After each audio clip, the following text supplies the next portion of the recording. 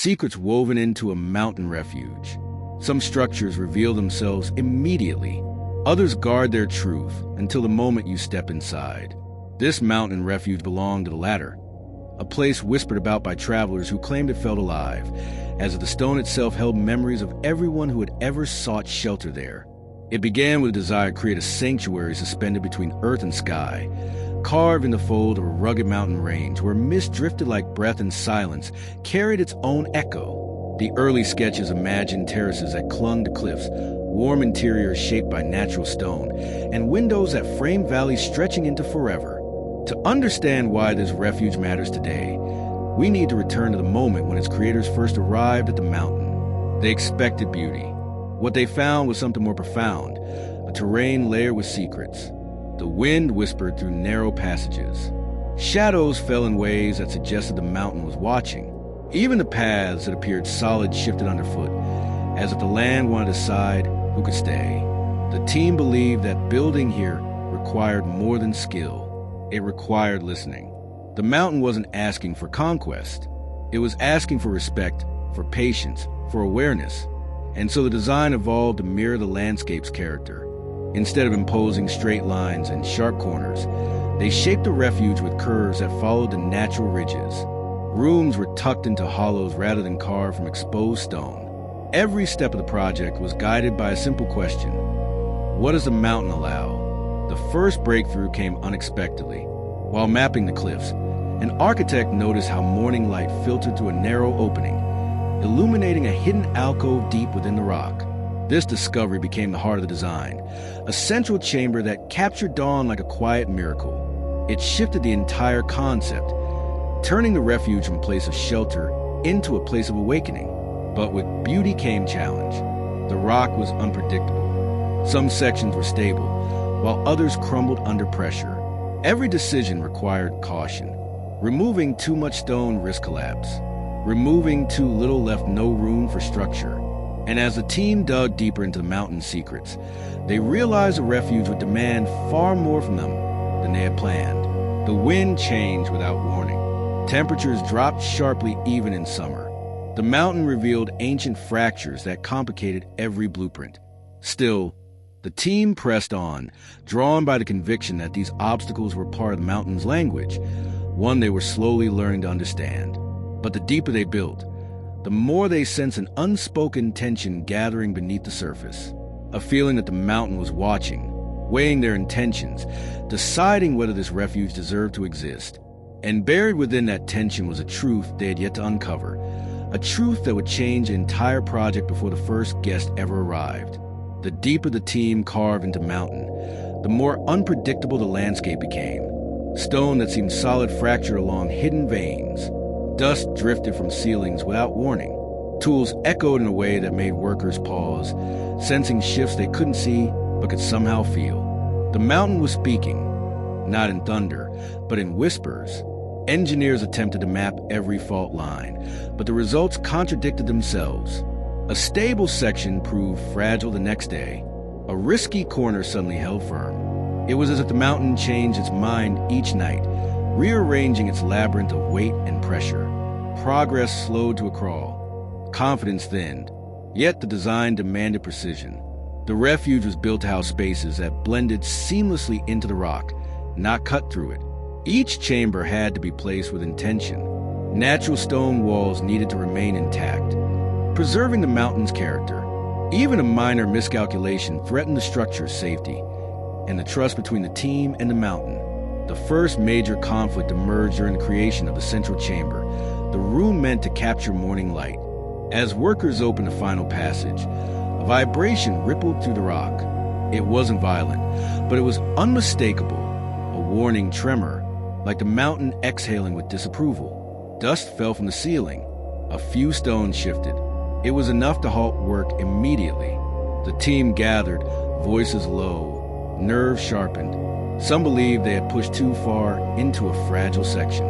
Others argued that the tremor was natural, unrelated to the dig. But a quiet tension followed them through every decision that day.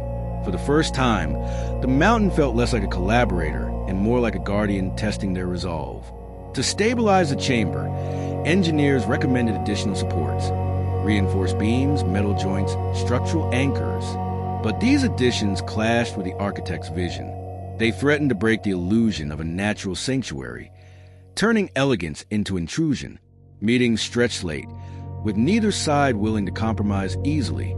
As debates intensified, another setback surfaced. Moisture seeped into the lower corridors, carrying minerals that stained the stone. If left unchecked, it could weaken the foundation. But sealing the passage risked trapping moisture behind walls where it could become even more destructive. The refuge that once felt poetic now felt precarious. Yet through the frustration, a deeper understanding began to take shape. The team realized that the mountain wasn't resisting their presence. It was revealing its boundaries. It was teaching them where the refuge could grow and where it could not. The challenge was not to conquer the rock, but to read it. Still, the pressure mounted. Investors questioned delays. Workers grew uneasy. The mountain seemed to shift at the edge of perception, and the team knew that the next decision would determine whether the refuge remained a dream or became a carved testament to their willingness to listen.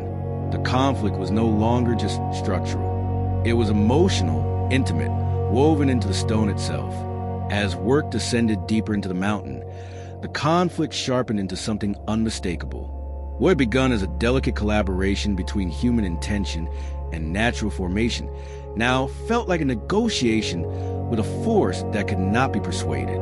The refuge's creators stood in the narrow corridors they had carved, listening to the mountain's subtle groans, wondering if they had crossed a threshold they were never meant to approach. Warnings multiplied. Sensors embedded in the rock detected micro-shifts that didn't align with any geological pattern they had studied. Some shifts were too subtle to measure, others too sudden to ignore. Workers reported feeling vibrations under their boots at random hours, even when no machinery was running. It wasn't fear that spread through the team. It was unease, a quiet understanding that the mountain was responding to them. The arguments grew sharper. Architects fought to preserve the refuge's natural purity, insisting that the mountain must remain the dominant voice in the design. Engineers countered that purity meant little if the structure collapsed under its own devotion. Each meeting carried the weight of competing loyalties, one to beauty, the other to survival. The turning point arrived during a late evening inspection. A small team entered the central chamber to evaluate a hairline crack discovered that morning. The chamber was silent except for the soft drip of water somewhere deep within the stone. As they studied the crack, a tremor rippled through the floor, not violent, but focused, intentional, like a pulse traveling through the rock. Dust drifted from the ceiling in slow spirals. A few pebbles rolled across the chamber floor. The tremor lasted only a moment, but the silence that followed was absolute, heavy with meaning. No one spoke, yet everyone understood. The mountain was warning them again. The emotional weight of the project intensified. Exhaustion shadowed every face. Doubt crept into the minds of even the most committed members. Was the refuge meant to exist? Or had they mistaken the mountain's mystery for permission? But the breakthrough came when one geologist, a quiet observer often overshadowed by louder voices, proposed a radical idea. The mountain wasn't destabilizing, it was adjusting. The tremors, the shifting stone, the unpredictable fractures were part of the mountain's natural breathing. If the refuge adapted to those rhythms rather than resisting them, the design could flourish. This insight changed everything. Instead of reinforcing the chamber with rigid supports, they reimagined it with flexible anchors capable of absorbing the mountain's subtle motions. Passageways were widened to allow pressure to dissipate naturally. Water-bearing veins were preserved, not sealed, allowing moisture to travel without building tension behind the walls. The refuge began to transform, not into a structure imposed on the mountain, but one shaped by its living patterns. Still, progress demanded sacrifice. Several beloved design elements had to be abandoned. The original terraces, once envisioned as sweeping arcs across the rock, were reshaped into smaller, staggered platforms that followed the mountain's contours. Each change felt like letting go of a piece of the dream, yet each one brought the refuge closer to balance. The emotional climax drew nearer as the team realized the truth at the heart of their struggle. They were not fighting the mountain. They were learning to inhabit it. And with that understanding, the refuge stepped towards final transformation, a moment when a mountain would either accept their presence or cast them aside. The final transformation began in silence, not the uneasy quiet that filled the corridors during earlier tremors, but a deep, grounded stillness, the kind that settles when tension releases its grip. As the last flexible anchors were installed and the redesigned terraces took shape, the mountain seemed to exhale. The refuge, once fragile and uncertain, began to feel as though it finally belonged. But the true climax came with a test that no blueprint could predict. Heavy snowfall had been forecast, the kind that weighted the cliffs and pushed every structure in the range to its limits. The team gathered in the central chamber before dawn, waiting, listening as the storm moved in. Wind scraped across the stone. Snow packed into crevices. The temperature plunged. Then the mountain shifted. It wasn't violent. It wasn't a warning. It was a slow, deliberate settling, the kind that would have fractured the old design. But now, the refuge moved with it. Anchors flexed, supports adjusted.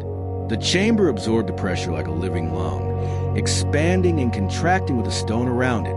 Not a single crack formed. For the first time since the project's beginning, the refuge didn't feel like an intruder. It felt accepted, not as a conquest, but as a guest granted permission to stay. The team stood in the soft glow of lantern light, surrounded by stone that had tested them, challenged them, humbled them, and finally embraced them. It was a moment their years of conflict, doubt, and devotion had been leading toward. When visitors later arrived, they described the refuge as timeless, a sanctuary where mountain and architecture felt inseparable. They spoke of the quiet pulse they sensed in the walls, the warmth that radiated from stones shaped by patience. They felt safe not because the mountain was tamed, but because the structure lived in harmony with its rhythm. That is a legacy of the mountain refuge. A reminder that true strength isn't carved through force, but revealed through understanding. And in a world driven by speed and certainty, this place whispers a different lesson. That beauty often emerges only when we slow down enough to listen. Subscribe to join the journey.